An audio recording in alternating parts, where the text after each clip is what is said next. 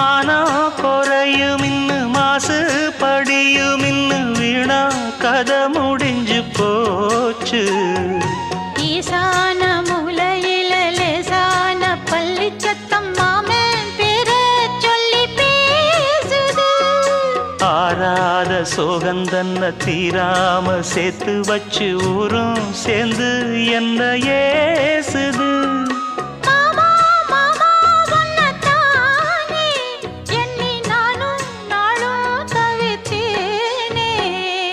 கூண்டுக்குள்ள என்ன வச்சு கூடி நின்ன ஊரை விட்டு கூண்டுக்குள்ள போனதென்ன கோலக்கிளி.